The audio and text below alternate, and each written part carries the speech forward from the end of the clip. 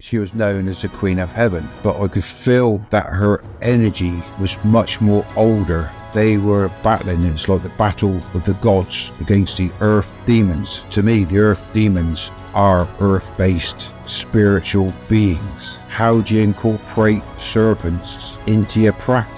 The serpents are the earth spirits, so working with earth spirits. Well, my favourite myth is the rainbow serpent, the Australian Aboriginal story, as old, if not older, than the Anunnaki. Hello and welcome to the Pagan Portal Podcast, produced by Moonbooks Publishing and presented by me, Rachel Patterson.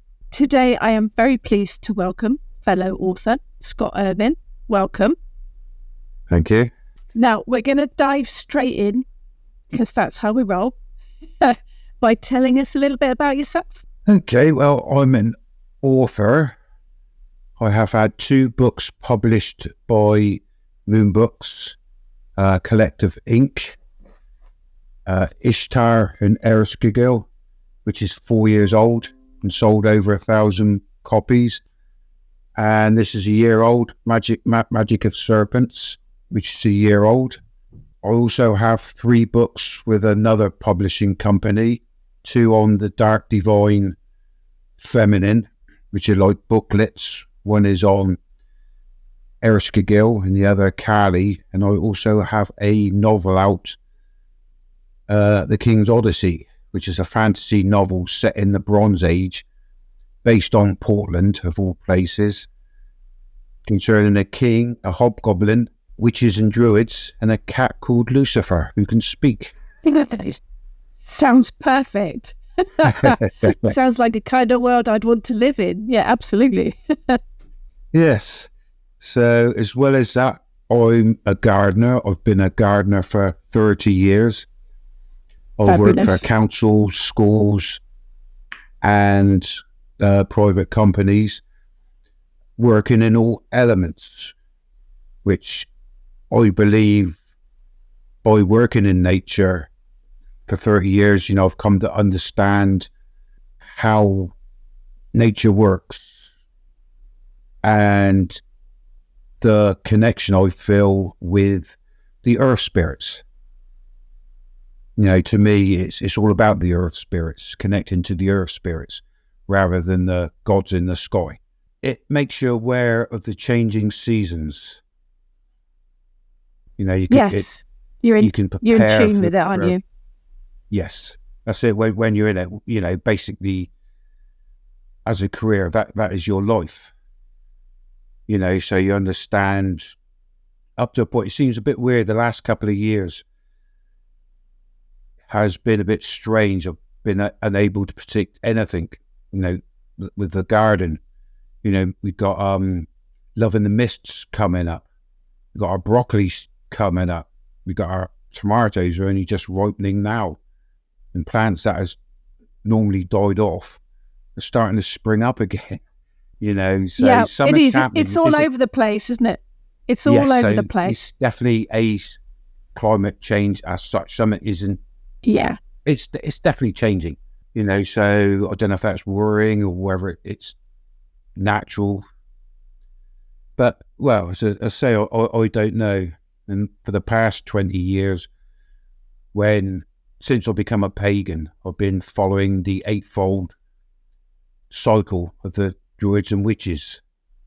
And having 8 seasons makes more sense than having only 4 seasons, which it used to be 4. And through that, I celebrate the feast days and everything. And yeah, I'm very attached to nature. It's my favourite place to be, sort of in the countryside or in a forest or something like that. Gardening does that, doesn't it? It gives you that direct contact, that direct connection to the land. Yeah, I think it's important. Everyone says, "Oh, get back to nature, get back to nature." And having nature as my job, it is a hard graft. But the fact, is anything from turfing, putting in new gardens, fencing, just getting muddy. I love getting muddy. One of my favourite jobs, which most people don't like doing, is the weeding. Okay, I again, don't that's mind it. that. I don't mind What that. is weeds and what is plants Yeah. is, if I like the look of it, that's not a weed, I'm keeping that, but a lot of time you've got to keep, it's just sat there contemplating life, picking out leaves and weeds and everything. I enjoy the simple things in life, and getting paid for it as well was like an added That's a bonus. Yes. Yeah. It was a good workout as well. I've got friends that go to the gym. I think, well, I don't need to do that as part of my job, lugging heavy things around, pushing wheelbarrows and and things like that. When you get a job that you enjoy, there's definitely a bonus. I've worked in factories, for the old slog to work, stuck in a factory all day. But just the fact of being outside, it doesn't matter what the weather is. I've worked in snow, worked in ice, or worked in extreme heat. You just get on with it. The thing with gardening is, you can look back and think, oh, I created that. I cut that hedge down. I made that look nice. Little things like that. But I consider myself a druid in a witch's hat. Okay. It's to me that they're both very similar. They are paths. Yeah. You might have different gods and goddesses and things like that, but as I see it, it's mainly respect for all life, respect for Mother Earth, and respect for respect for everything. Life is important. Nature is important. And brilliant summing up. Yep, I agree with that. So I'm a member of the Cotswold Order of Druids. I was initiated 2 years ago at the winter solstice at Stonehenge, which was it was amazing. I was initiated at Stonehenge too. It is fantastic, isn't it? Yeah, it is. Yeah. And I'm also a member of the local Portland Witches. We meet, before COVID, we met regularly at full moons and all the Sabbaths and everything. But since COVID, it's been very difficult to get everyone organised. Things change, things move on, people drop out and everything. It did change things, didn't it? Particularly for outside meetups. Yes, that's it. I think people just coming back slowly. Yeah. Back into it, but it seems to have taken such a long time. So, well, you're in a magical part of the world too, aren't you? Down in Portland, that's a very special place. Yes. Well, I think Dorset. What inspired me most is the hill forts, which is connected.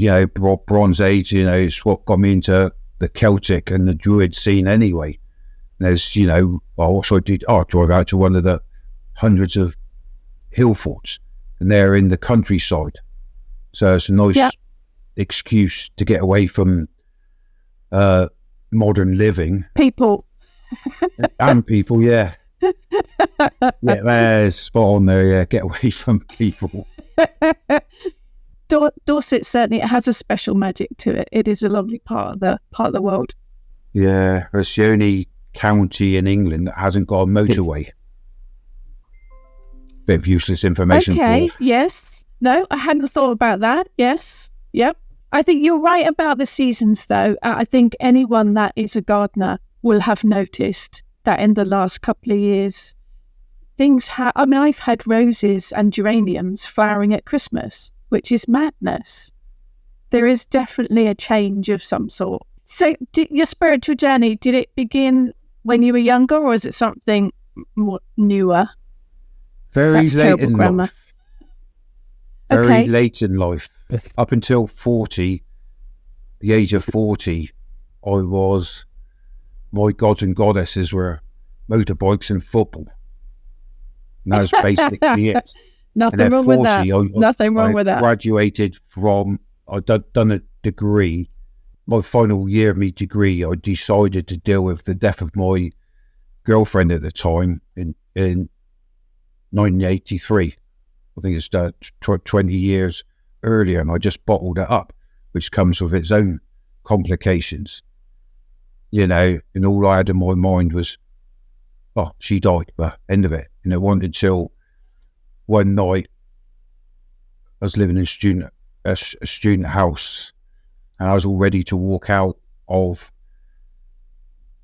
I was in my third year, and I was all ready to walk out of the course because we had a new tutor called Caroline, and of course, it just no, I can't handle it. I can't. It's just a name, And they said, "Well, what are you on about?" So I explained it, and they said, "Well, surely it should be. You should remember her life. The death was just one moment, but we was together a year. Was looking at getting married and getting engaged, and she was killed in a motorbike accident. So I thought, well, it's time to deal with this. It's not doing me any good. I can't. They convinced me not to drop out in it, and I got over myself." When I finished my degree, I started a 2-year, it's a night school philosophy course. And I think on day one, it was, we are a body, a physical body and a spiritual body. It's like a revelation to me, the spiritual side. And everything seemed to make sense with this spiritual side. It's something I'd never even looked at before. Right. My only idea of spirits before then was gin and rum.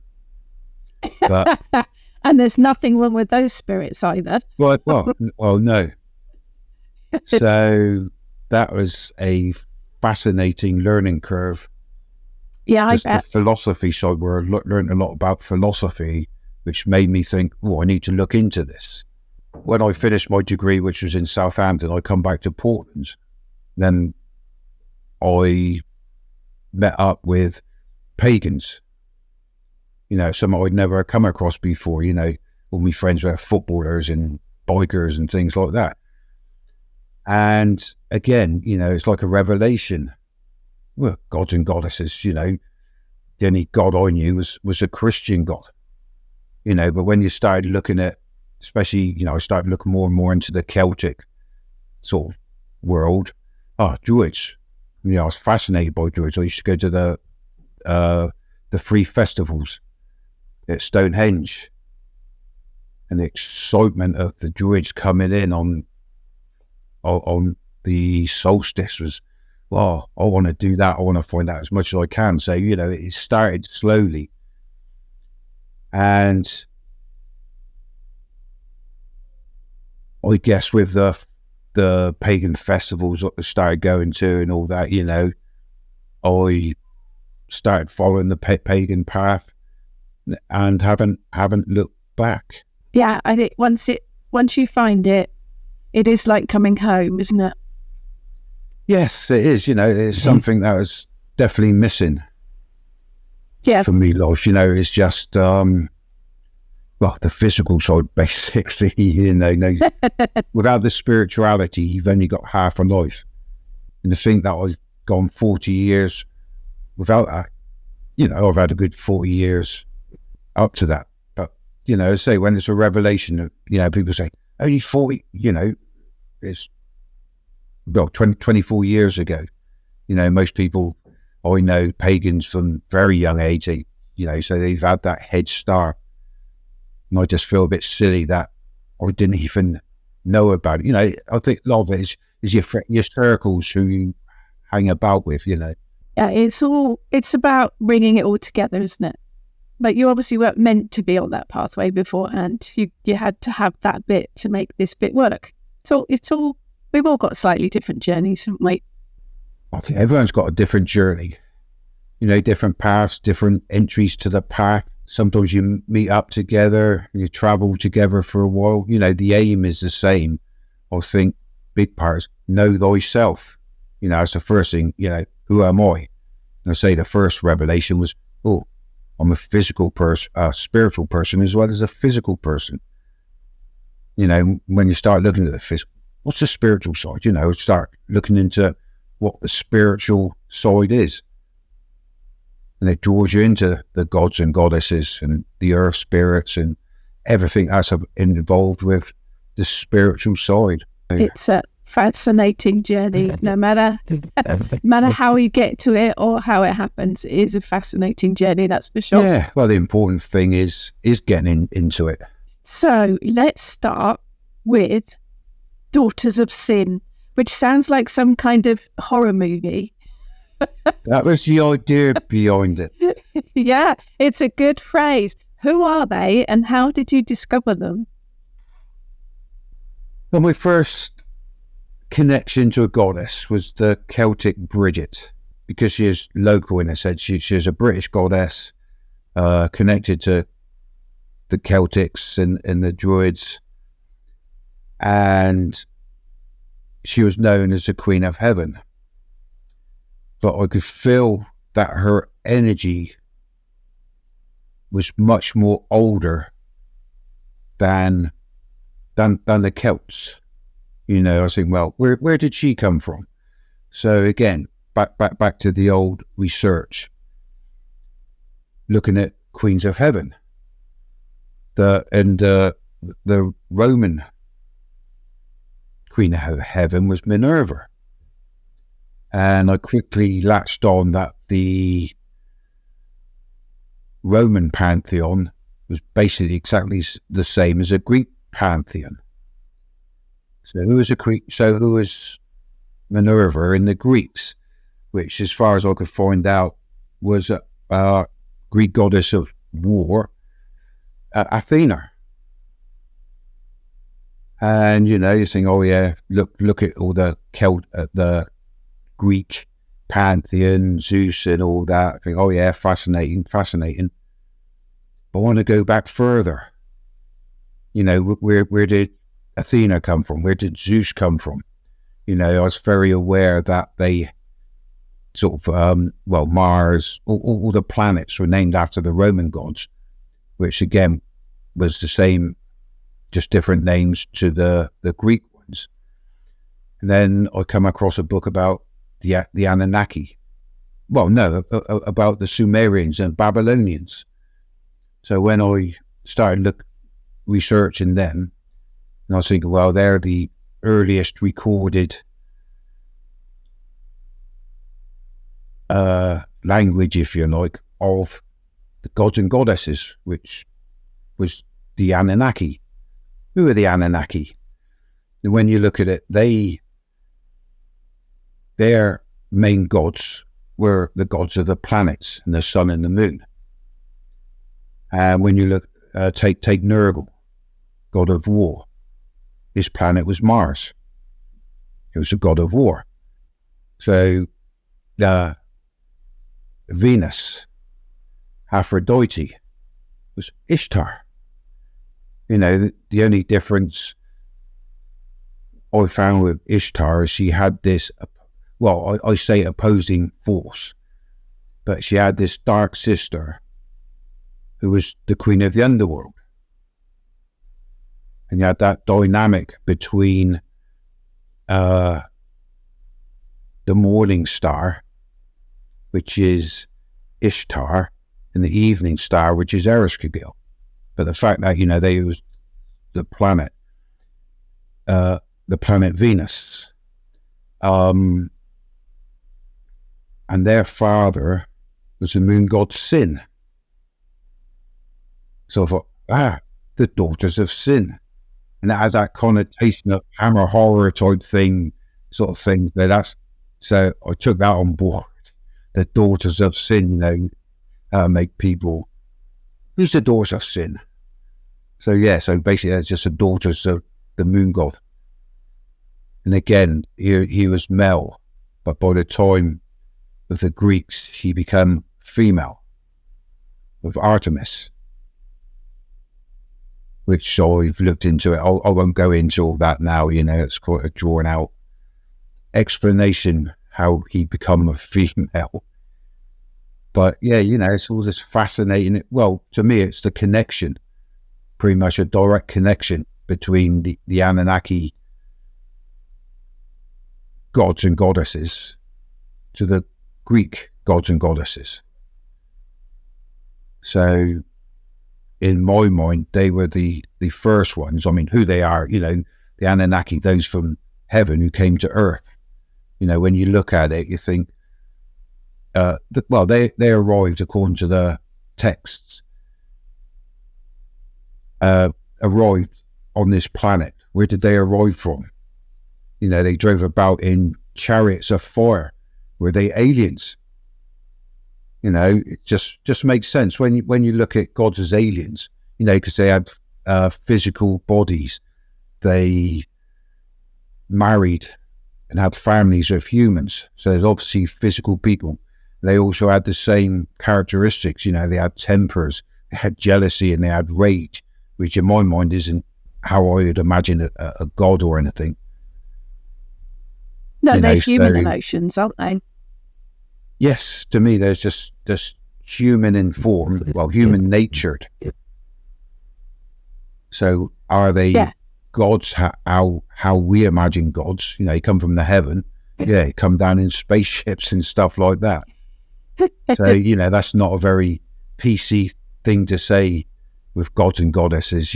But that's how I explain where they come from. We don't know, did we? Start of the when they arrived, the Earth, the humans were a Homo erectus, and it coincides that when the Anunnaki arrived, Homo erectus was making little flint tools. Then you had the Neanderthal, and they had improved on the tools. Then hundreds of thousand years later, the humans arrived, and they had language, they had communications. It's not to say the Neanderthal didn't. We don't know. I think that the Neanderthal were more like us than we imagine. I remember coming up at school, going back to early hunter-gatherers, or cavemen bonked their women over the head and dragged them, and this, that, and the other. And that is a caveman, if you like. That when you actually look at how they survived, there's very clever, there's very intelligent. They lived off the land, and their source was a goddess. They revered the goddess, which over time, with the Anunnaki brought technology. They had again, it's similar to the Hindu religion. Nuclear wars, they had weapons that could blow up a city. They had rockets and all sorts of stuff. When you looked at it logically, spacemen. This is all written down, though, isn't it? This is all in their ancient texts, isn't it? It's in the Bible as well. They had watchers, and and they come down. They made love to. They found the human woman attractive, so they made love to them and had children with them, which gives us the demigods. And that's in the Bible. They fell in love with the daughters of men and married them. So even in the Bible, it states there is these people sent down by God. They're sent down to maintain, in my mind, there's the first gardeners. Okay. If again, going back to the gardening side of it, if you leave a garden or an area overgrown, the most dominant species will kill off the lesser species. Have less biodiversity. But the idea of as gardener, you cut things back, you allow the sunshine to hit the floor. Also, you get plants coming up in the gaps, and by maintaining the grounds, you allow other species of plant to thrive as well. It's a balance. Nature, it is a balance. Without that intervention, just the dominant species will survive and it kill off everything else.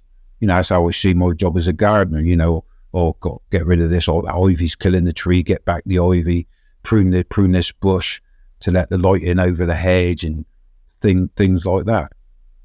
So that's, to me, what the watchers, when God sent the watchers down to earth to maintain the earth, it was. And they have a direct influence on humanity and train them to look after look after or maintain nature, to keep that balance. So you mentioned Mars and the planets. The planets are quite involved, as I understand it, in the story. Quite important. Well, yes, I mean, we're influenced by the planets. That's what I don't know, astronomy or astrology, I get them two mixed up. You think what the moon affects our emotions and everything. Oh, yeah. And when the Venus comes around, it's the passion, and, when everything's in conjunction with other things, as a direct link to our mind. And all that has been forgotten lately. But when you look into it, you think, well, the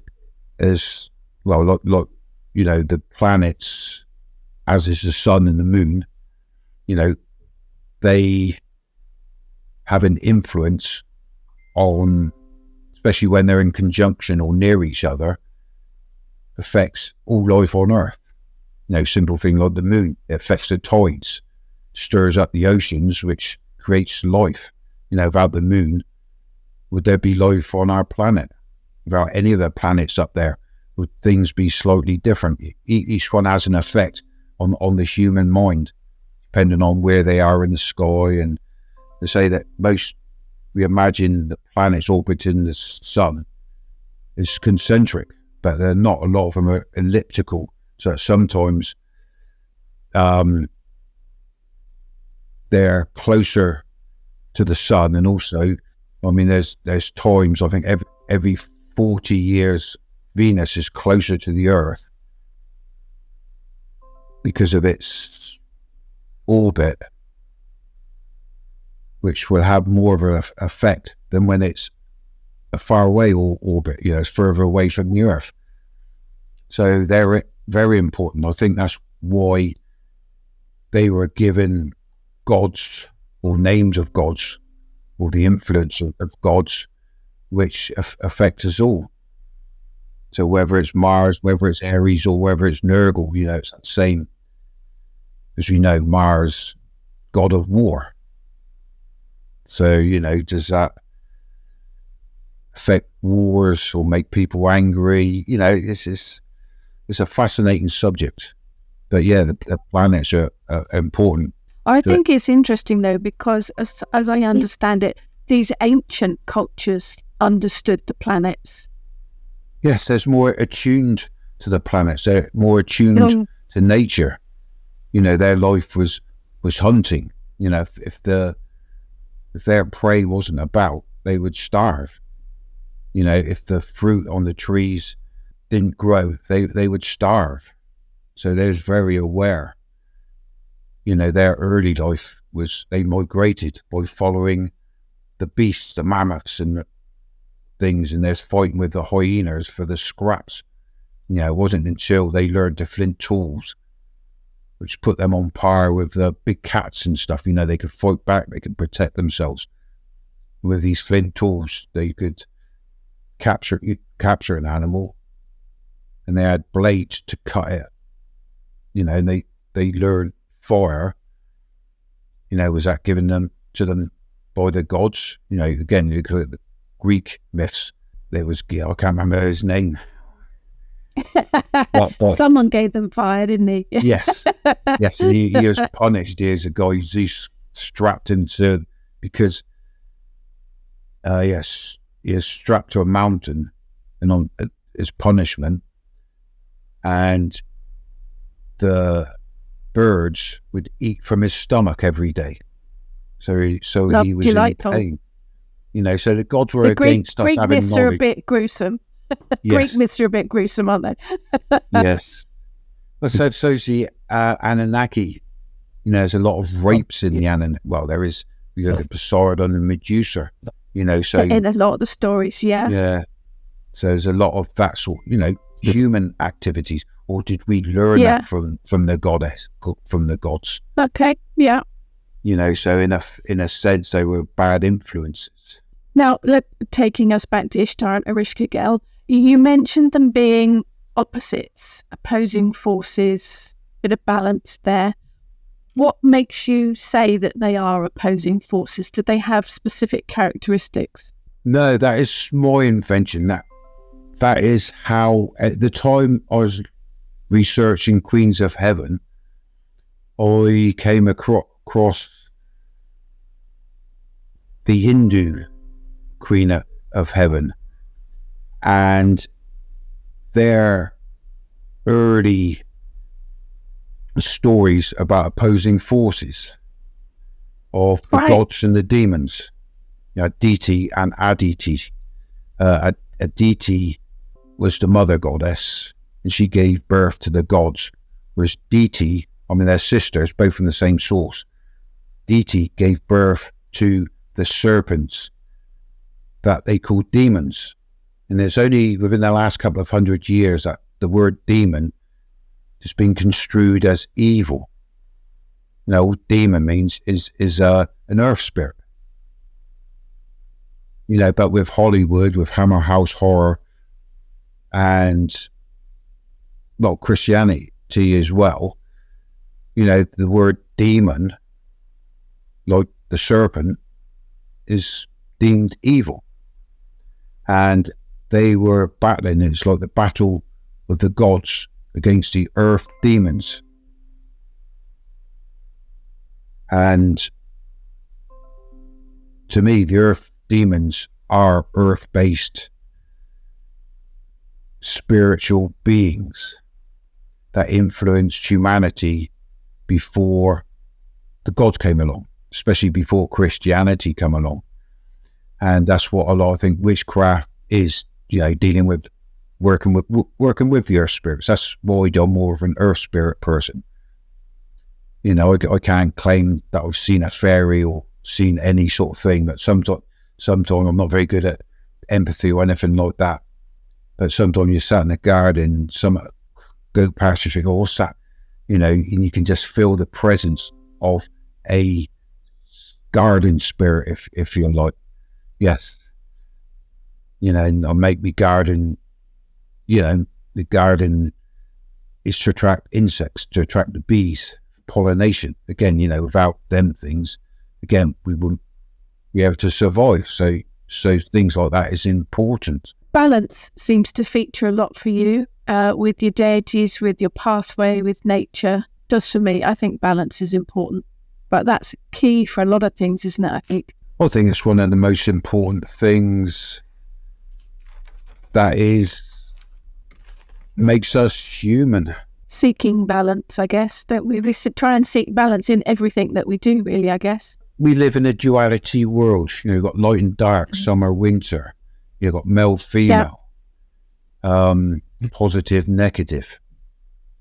And they are the extremes of everything. But we only talk about gods and demons. But there's a whole plethora of spiritual things in between. Think winter and summer is perfectly balanced, because throughout the year there's the same amount of daylight as there is nighttime. And if there wasn't a balance between male and female, they would never get together. So there'd be no children born and things like that. So it's, again, take it like work balance and home balance. So everything, the balance of nature, the balance of pretty much everything. It's finding that middle path, if you like. Too much light and you're blinded. Too much dark, you're blinded. So, the extremes are not very good. So you balance them. The balance for me between light and dark is the shade. Without the shade, you've got the clouds, tree cover and all that, the earth would be scorched, from the heat and light of the sun. And if it was just darkness, nothing would grow anyway. So, that's a big fundamental balance in which works itself. You know, when I look at a problem, you know, you think, well, that's bad, that's good. The balance of that is the answer, or somewhere in between that. So I'm gonna leap to Serpents. You have your book of Magic of Serpents. What inspired you to write it? Do you work with serpents? Are they part of your practice?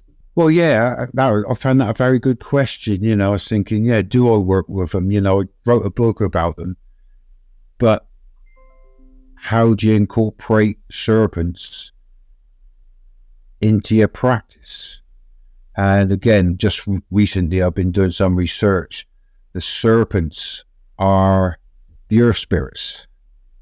So working with earth spirits, you know, it's the Greeks, it's the Anunnaki who gave these earth spirits, that they're serpents. Serpents gave wisdom.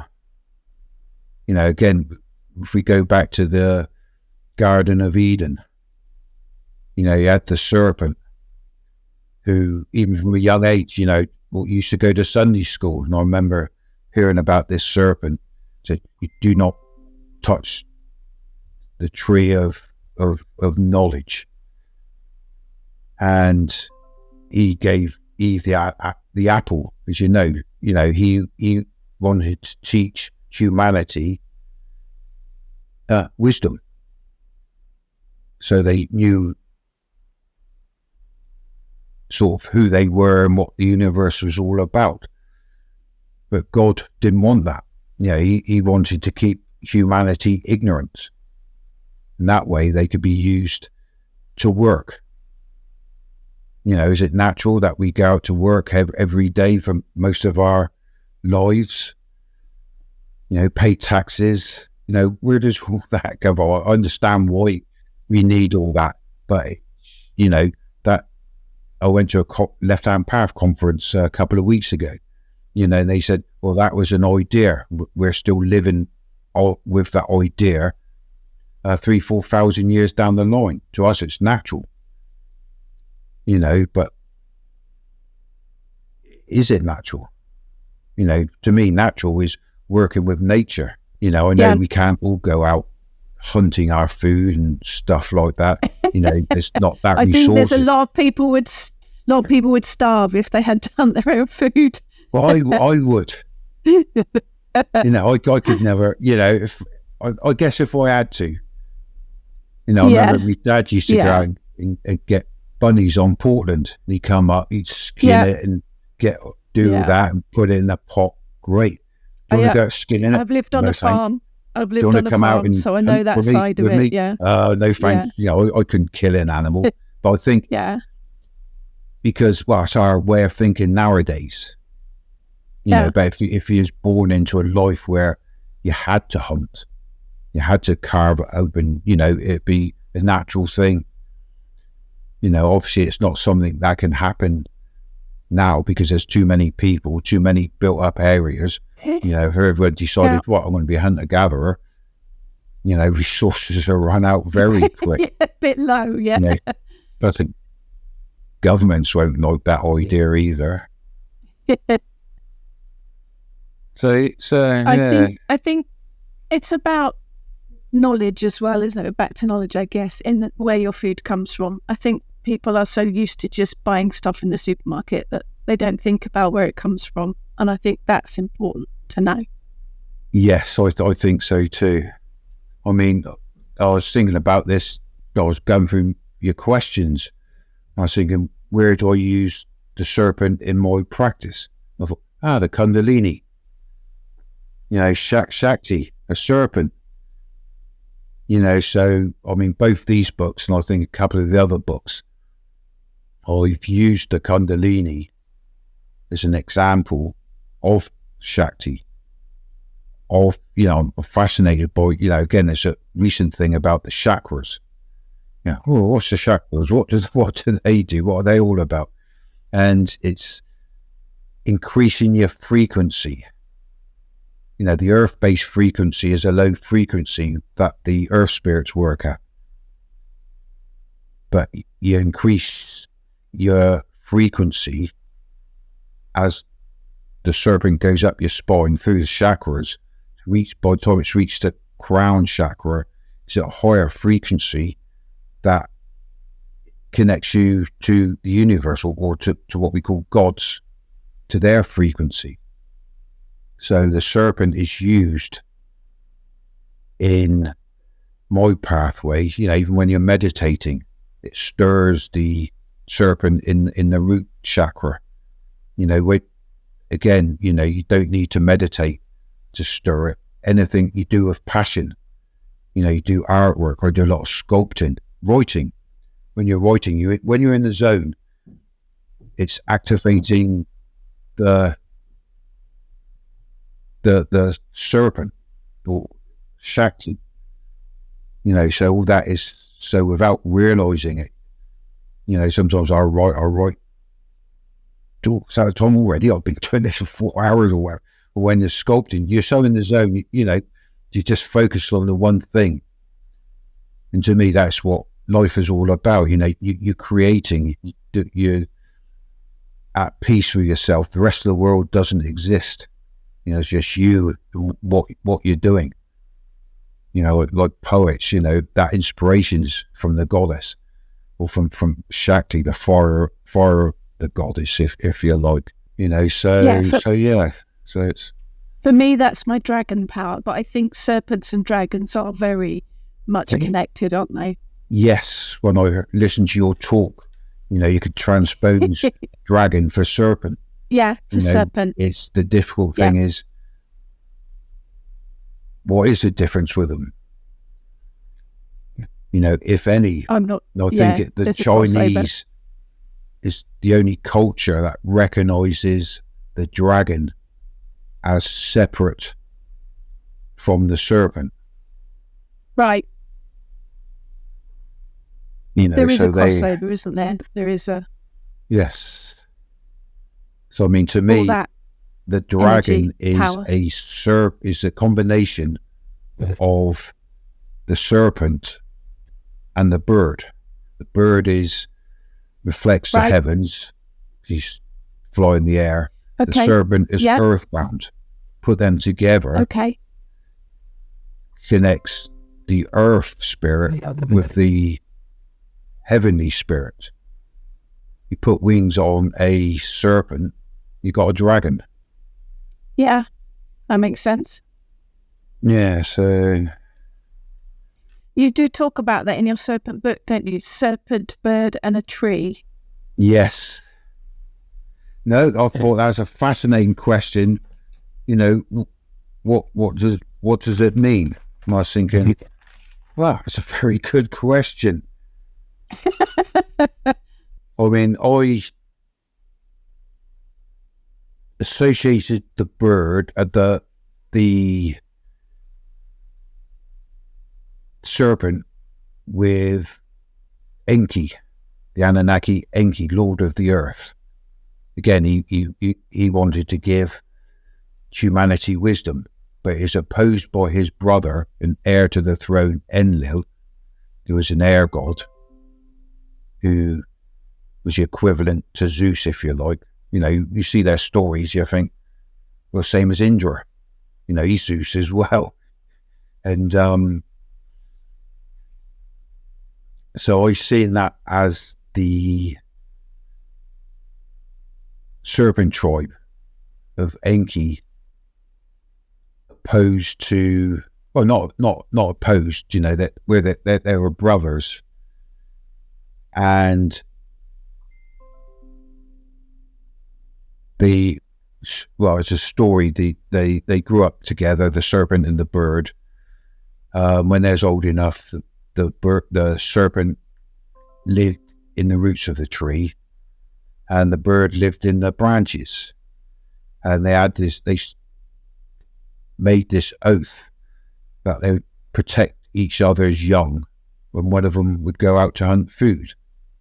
One day the serpent come back and found that the bird had taken his babies to feed his chicks. So, and to me at the time, it was all about breaking an oath.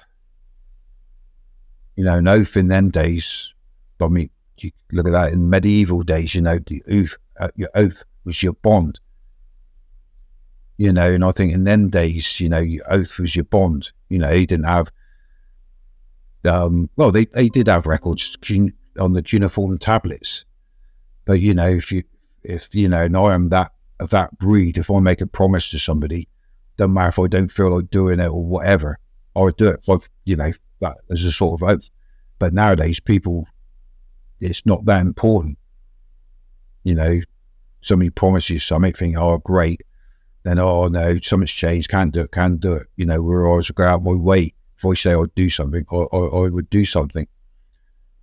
And to them, an oath, whether it's between two people, two cities, two kings or whatever, was binding by God or the goddess. So when the bird broke the oath, he became the evil one. And the serpent, because you couldn't catch the bird, every time he went up to get revenge, the bird would simply just fly off. So the fact that he could talk to the sun god Shamash for help, Shamash told him, oh, play dead on a branch. The bird will be curious. As soon as he gets close enough, grab him, break his wings, take him out into the mountains, and leave him in a pit to suffer. So, Shamash had remorse later on in the tale. He got a king to revive him, if you like. So, it's not the end of the bird. There is a happy ending. There is a happy ending. Well, for the bird. It's the bird, to me, going back to Enki was a serpent. The bird was Nergal, the god of Mars.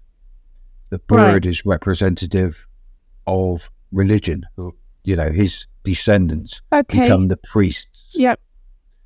So Nergal come back as his descendants were the priests, or cursed the serpent for giving knowledge. It's where the story comes in the Bible. And since then, the serpent has been cursed as an evil, demonic, trickster type thing. When you started that story, I actually assumed that the serpent would be the one that ate the bird's young and not the other way around. So I'm surprised. Which tells me that the was serpent my was assumption. a good guy at the very beginning. In the Anunnaki, the Sumerian tales with Enki, he was the good god. In a sense, he wanted to educate humanity to be intelligent and make their own way in the world. Whereas his brother, because he is heir of the throne of heaven, wanted to put humanity to work. So he's obviously succeeded. So there's no defining point where Enlil takes over control of the earth. But by the later Babylonian stories, it's Enki who's running the show. And Enki is just sort of in the background. There's always squabbling. But, he didn't have the power that he once had. Your book has got a lot of myths in, hasn't it? Fascinating stories. And I have heard you talk through some of them. Is there a favourite serpent myth of yours? Yes. Well, my favourite myth is the rainbow serpent. Okay. The Australian Aboriginal story. Oh, right, yep. Is as old, if not older, than the Anunnaki. Right, oh, okay. Then it was transferred mouth to mouth through generations, as was the Anunnaki stories before they learned language. It's a fascinating story because the rainbow serpent is a creator goddess that woke from hibernation, crawled to the surface. As she made her way around the world, she would create ravines and valleys and push up mountains. And like an earthquake, if you like, she juggled the world about. And what I love about it is when she created the world, she woke up the frogs and tickled their bellies to make them laugh, making them spew out the water that they had in their stomachs to get them through the hibernation. They spewed out the water, which filled up the valleys with lakes and rivers. And when she was satisfied, with the lakes and rivers, nature grew. And when nature was fully established, it woke up the animal spirits. And they were free to run wild in the jungles and in the forests and everything. Meanwhile, this is the bit I found fascinating. Passing by were two brothers in a spacecraft. So this is from the Aboriginal theory. So you got Enki and Enlil again, associated with Enki and Enlil. And they become interested to see what's going on the planet. So they come down to Earth and they found this jelly-like substance in the shadow of a rock. They felt sorry for these beings because they couldn't communicate, they couldn't move, they're just jelly things. So they formed them into the shape of people, gave them a brain, gave them a heart, gave them organs, and made them into male and female so they could reproduce themselves. And all they needed was a spirit to animate them. By which time, Rainbow Serpent was having trouble with some of the animals who had become hunters or preys, or their prey. They started fighting amongst themselves, and she had to do something about it. So she promised she had to make laws to keep the peace, and those that would obey the laws, she would give them one of these human bodies to possess so they could interact physically with the world. And the spirits that didn't obey she would turn into the mountains. So in a sense she would turn them to stone, as in Therese said earlier on, like Medusa, turn them to stone. So I didn't see that connection before, but I think, and so it makes a lot of sense. People's got spirit guides, people are attached to a certain kind of animal. Why? Again, going back to the Anunnaki, Enki represented the serpent, his brother represented the bull, and their children represented the lion, which became the kings and queens, or the ancestors, descendants became the kings and queens of royalty, the monarchy, and the bird of Nergal. No, the crown was Ninurta, who's a god of Saturn, and Nergal was the bird which represented his descendants become religion. And it's where did all these why did the animals come first? It's their bloodline, the serpent bloodline, bull bloodline. And hearing the rainbow serpent story, it makes sense, because the serpents that were good were given human bodies, as was the kangaroos, if you like. They was given human bodies, but they stuck together in their tribes. You had the serpent tribe here, kangaroo tribe here, and they all lived peacefully. And this is what the dream time, the Aboriginal dream time, was all about. And I've read a book by Chatwin, I can't remember his first name, to understand what it's all about, but I couldn't really get it. But through this story, it made a lot of sense. And during dream time, the world was still in flux, it's still evolving. And the rock python decided they wanted to live away, not too far away from the protection of the other tribes, but far enough away that they didn't get visitors just showing up. And they lived in this lovely location in the middle of Australia for generations, until one day they was attacked by the carpet serpents. And an almighty fight broke out, which shuddered the world. And they're chasing around each other in circles. And at the end of the battle, the Uluru Rock was formed. When that was formed, it meant the end of the dream time. So for those that were in human bodies, remained in human bodies, but with their animal spirit as who they were.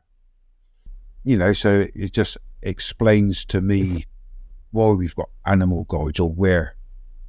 I went to years ago. Went to a workshop on animal guides, and I've always seen me say, "Oh, I'm a little dormouse," because I felt that's how I felt, a little dormouse, keeping out of everyone's way and everything. Said, "Oh, your animal guide's standing behind you, big black bear." And that makes sense, you know. I'm cuddly teddy bear most of the time, but you get me angry. I'm a grizzly bear, and I'll protect anything. And I think, yeah, that makes sense. And last year I was at Stonehenge with the Cotswold Order of Druid. And this woman came up to me. She said, "Oh, have you got any connection to the panther, Black Panther?" I said, "Well, no." She said, "Oh, there's one. While I was there, I had this Black Panther she saw moving about in between my legs and circling around me. You know, so again, I can associate with a Black Panther." And so, brilliant. So yeah, so I probably haven't explained it very well, but you know, it's that's a fascinating story. All of it's fascinating. Connects a lot of understanding. Makes sense. Brilliant. Good. So amazing information, and fabulous to chat with you. It is all fascinating. If hopefully we've piqued some interest in people, so do go and find Scott's books. Lots and lots of myths and stories, lots of incredibly well-researched information. It's been an absolute pleasure, Scott. Thank you so much for joining us. No, thank you. Thank you for this opportunity. Appreciate it. No worries. So thank you everyone for watching, listening, and we will see you again next time on the Pagan Portal Podcast. You have been listening to the Pagan Portal Podcast, a Moonbooks Publishing production. For more information, please visit our website.